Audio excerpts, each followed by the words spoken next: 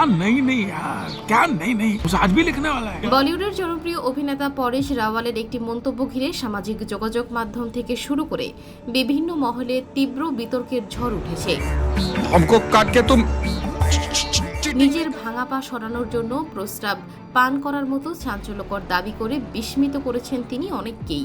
এই মন্তব্যের জেরে যেমন সমালোচনার মুখে পড়েছেন, তেমনি অনেকে তাকে নিয়ে কৌতুক করেছেন এবং এই কাজকে বিপদের লক্ষণ বলেও আখ্যা দিয়েছেন।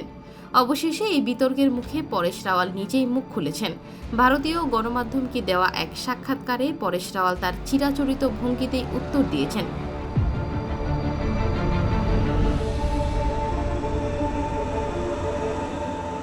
প্রস্রাব পানের বিষয়টি নিয়ে প্রশ্ন করা হলে তিনি পাল্টা প্রশ্ন ছুড়ে দেন, আমি প্রস্রাব পান করেছি, তাতে লোকের সমস্যা কি?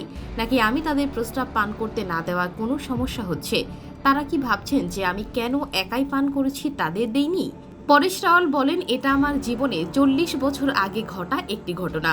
এ আর এমন কি বড় ব্যাপার? মানুষ তেল থেকে পাহাড় তৈরি করতে পছন্দ করে, তাদের এসব উপভোগ করতে দিন। প্রসঙ্গত, পরেশ রাওয়াল আন্দাজ আপনা আপনা চলচ্চিত্রে প্রথম ডবল রোল করেন।